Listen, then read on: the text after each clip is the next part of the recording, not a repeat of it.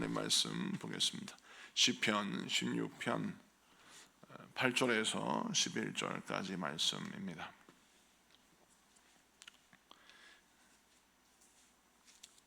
시편 16편 8절에서 11절까지 말씀. 시편 16편 8절에서 11절. 우리 다 같이 합독하시겠습니다. 합독하십니다. 시작. 내가 여호와를 항상 내 앞에 모시며 그가 나의 오른쪽에 계심으로 내가 흔들리지 아니하리로다. 이러므로 나의 마음이 기쁘고 나의 영도 즐거워하며 내 육체도 안전히 살리니 이는 주께서 내 영혼을 소홀에 버리지 아니하시며 주의 거룩한 자를 멸망시키지 않으실 것임이니이다. 주께서 생명의 길을 내게 보이시리니 주의 앞에는 기쁨이 있고 주의 오른쪽에는 영원한 즐거움이 있나이다. 아멘. 자, 오늘은 시편 16편 8절에서 11절까지 말씀을 통해서 상황과 환경이 바뀌어도 동일한 능력이 나타나게 하소서라는 제목으로 말씀을 증거할 때 많은 은혜 받는 시간 되기를 바랍니다. 자, 오늘 본문 말씀을 보면 시편 기자인 다윗은 성령의 감동 가운데 자신의 신앙을 고백하면서 오늘 현대를 살아가는 우리들에게 하나님의 메시지를 던지고 있습니다. 그 내용 가운데 중요한 부분이 오늘 8절 말씀 보니까 내가 여호와를 항상 내 앞에 모시며 그가 나의 오른쪽에 계심으로 내가 흔들리지 아니하리로다 라고 하는 선포를 보십시오. 여기에서 주목해야 할 부분이 하나님을 내 앞에 모신다는 것, 그것이 무엇인지를 우선 살펴봐야 합니다. 하나님을 내 앞에 모신다는 것은 항상 내가 하나님 앞에 거하겠다라는 의지이기도 하고, 이 표현은 구약 성경의 성경적인 배경에 보면 제자가 스승을 따를 때 스승의 발자취를 따라가는 것이 제자도라고 말씀을 드렸는데, 스승을 내 앞에 두고 스승이 가는 곳을 내가 따라가겠다라고 하는 결단이기도 합니다. 또한 또 이 뜻은 어떤 뜻이냐면 내가 모든 일을 행할 때 사람 앞에서 행하지 아니하고 하나님 앞에서 행하겠다라고 하는 의지이기도 해요. 자, 그러니까 이 말씀은 복합적으로 어떤 의미냐, 다윗이 내가 하나님을 섬길 때 어떤 마음가짐으로 섬기냐면 하나님을 내 앞에 모시고 하나님이 좌로 가시든 우로 가시든 하나님이 천천히 가시든 빨리 가시든 하나님의 방향, 하나님의 속도에 나를 맞춰 나가겠다는 결단입니다. 여러분, 하나님과 동행하는 삶은 어떤 삶일까요? 우리가 생각할 때 항상 이런 착각을 합니다. 하나님과 동행하는 삶은 나에게 최적화된 삶이라고 생각해요. 하나님이 나에게 다 맞춰주시는 것이라 생각합니다. 그런데 하나님과 동행하는 삶은 어떤 결단이 있어야 되냐면 하나님과 내가 함께 하겠다고 결단을 믿었으면 하나님이 걸어가시는 방향, 하나님께서 달리시는 또 걸으시는 그 속도, 그 하나님의 속도와 하나님의 방향에 내가 전적으로 순종하겠다는 결단이 있어야 하나님과 동행할 수가 있는 것입니다. 그런데 하나님이 만약 내가 원하는 방향이 아니고 두려움의 방향, 불안과 염려의 방향으로 막 가시는 것 같아요. 그런데 아무 말씀 안 하시고 그 길로 가는 것입니다. 자, 그때 무엇이 작동해야 됩니까? 믿음이 작동해야 하는 겁니다. 믿음이 작동해서 주님께서 내가 이해할 수 없는 길로 나를 이끄시는데 그래도 그 길에 살 길이 있고 그 길에 하나님의 은혜의 길이 있으므로 내가 주님을 따르겠습니다 라고 따라가는 것이죠. 그러면 시편 23편에 나와 있는 것처럼 사망의 음침한 골짜기로 다닐지라도 우리는 해를 받지 아니하고 주의 지팡이와 막대기가 나를 안위하시는 놀라운 복을 누릴 수가 있는 것입니다. 그래서 오늘 이 본문에서 우리는 어떤 결단이 있어야 되냐면 내가 하나님과 동행하겠다, 하나님의 방향과 하나님의 속도에 나를 맞추겠다라는 것입니다. 자, 그런데 여기서 보니까 이 8절에 항상이라는 부사를 좀 더 살펴보아야 돼요. 항상. 우리 하나님께서 우리와 함께 하신다라고 하는 사실이 굉장히 감격스러워 기쁜 일이죠. 왜냐하면 여러분, 누구랑 동행하고 싶습니까? 전문가랑 동행하고 싶습니까? 어설픈 사람과 동행하고 싶습니까? 전문가랑 동행하고 싶고 내가 뭔가 얻을 게 있는 사람과 함께 있고 싶지, 항상 내가 누군가에게 뭔가를 퍼줘야 되고 누군가를 또 감당해야 되고 누군가를 커버해야 된다고 한다면 이게 하루 이틀이지, 이렇게 며칠 살면요 사람은 낙심하게 되고 좌절하게 되고 힘듭니다. 자, 그런데 하나님이 항상 내 앞에 계신다라는 거예요. 자, 이것은 사실은 내가 하나님을 모신다라고 말하지만 하나님이 함께 해주신 은혜를 베푸시는 겁니다. 예를 들어서 여러분이 대통령과 난 늘 함께 하겠습니다 라고 마음에 다짐을 하고 난 대통령이 최고예요 라고 해서 청와대 가가지고, 지금 청와대가 아니죠, 용산에 가서 대통령에게 문안하면서 난 대통령과 항상 동행할 테니까 나와 함께 해주세요 라고 하면 함께 해줍니까? 절대 안 해주죠. 왕이 허락해야 가능한 것입니다. 여호와를 내 앞에 모시며 라고 하는 고백은 무엇을 전제로 해야 되냐면 하나님이 나와 함께 하신다는 것을 전제하고 하나님이 나와 함께 해주시는 은혜를 베풀었기 때문에 이것이 가능한 것입니다. 자, 그리고 하나님께서 나와 동행하실 때 얼마나 답답하고 힘드실까요? 여러분, 아이랑 뭔가를 한번 같이 해보십시오. 아이가 항상 묻지 않습니까?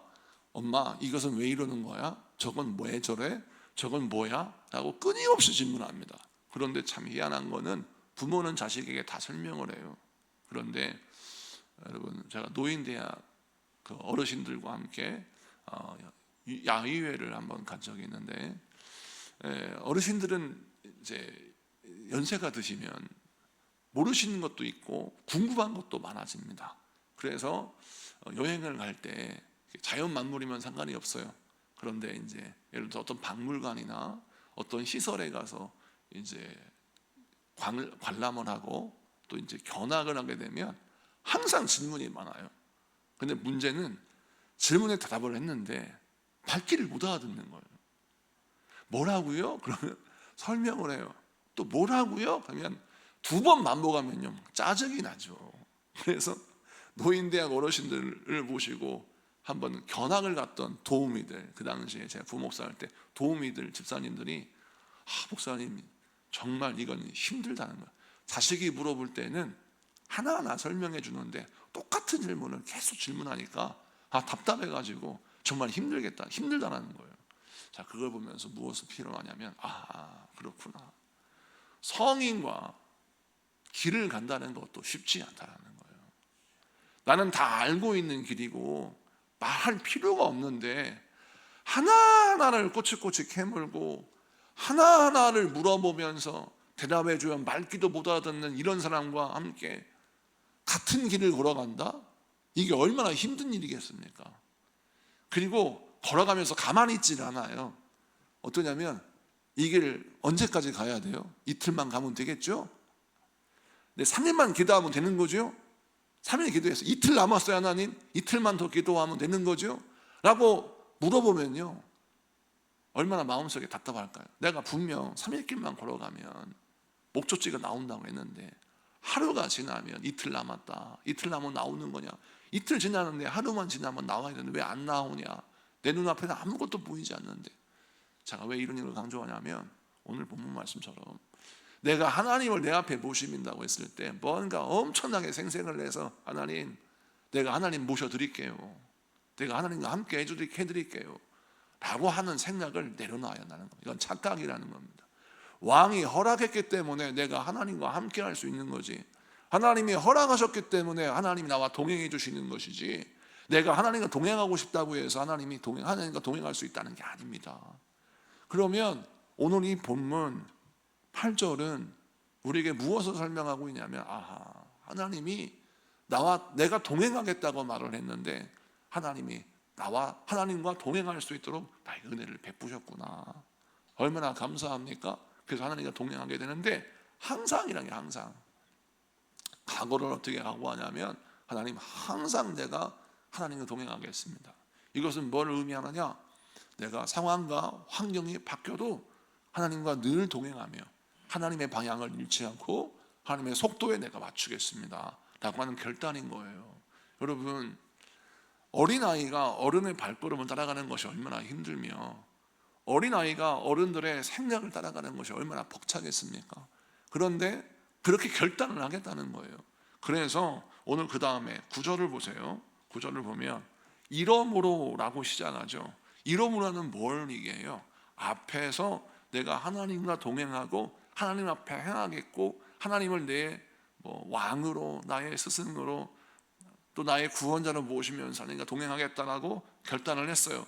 이러므로 그래서 나의 마음이 기쁘고 나의 영도 즐거워하며 내 육체도 영원히 살고 10절 내 영혼을 하나님은 절대 수월에 버리지 않을 것이고 주의 거룩한 자를 멸망시키지 않을 것이다 라고 말씀하는 겁니다. 자, 이게 무슨 뜻이냐면 자, 하나님과 동행하는 자에게는 9절과 10절의 열매가 주어질 것이고 9절과 10절의 능력이 나타날 것이다 라고 하는 확신의 선포예요. 자, 그러면 이 말씀은 무엇입니까? 자, 하나님과 동행하겠어요. 하나님 말씀에 순종해요.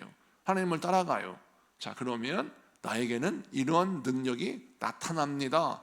어떤 조건에도 어떤 환경에도 어떤 상황에도 이런 능력이 나타날 것입니다 라고 하는 선포죠. 이 믿음을 고백하는 것입니다. 여러분 자동차를 만들 때 자동차를 만들어 놓고 끝나는 게 아니에요. 위장막을 씌워 놓고 동네 막내를 막 자동차가 돌아다니지 않습니까?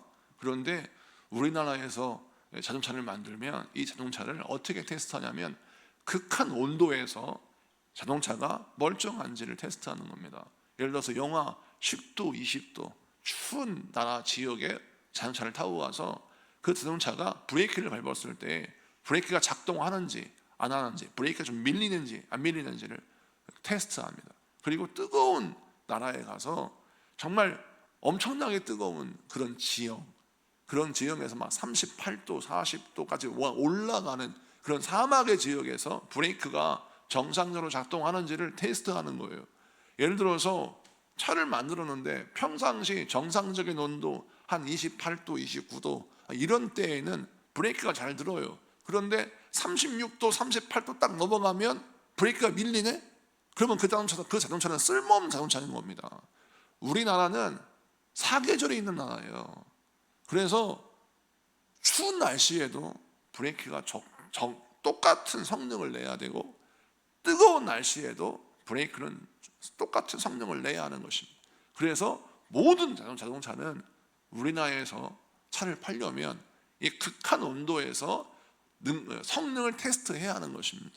이것이 상식이에요. 그래서 실제로 자동차뿐만 아니라 모든 제품들은 공업 제품들은 우리나라에서 온도 테스트를 하는 겁니다.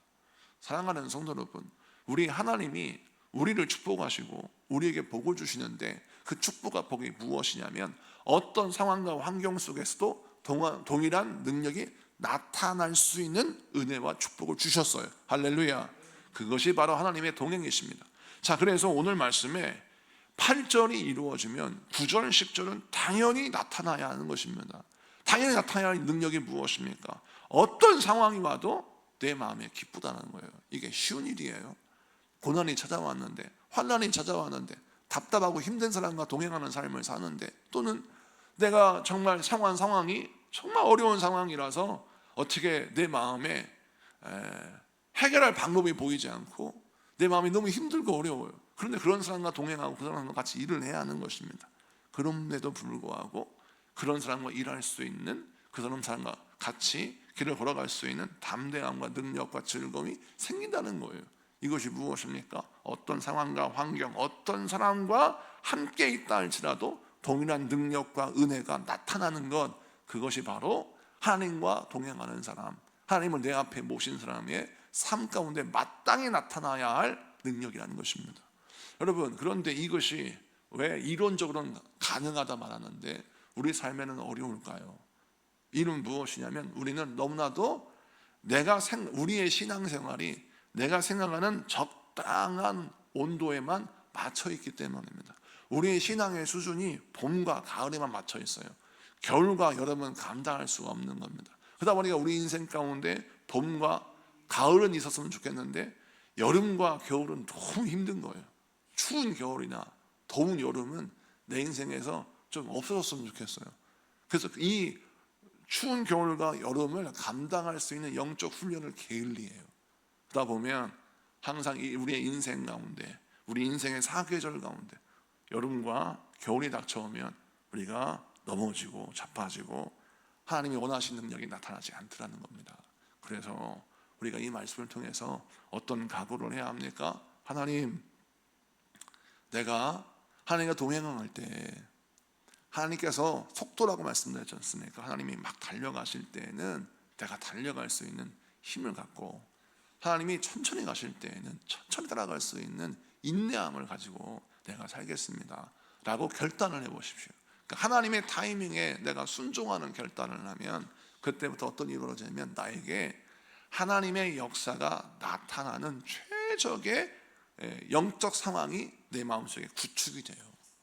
그래서 하나님이 인내해라 라고 말씀을 딱 주시면 그 명령어가 내 마음속에, 내 심령 속에, 내 영혼 속에, 내 육체 속에 온전히 능력이 발휘되는 겁니다.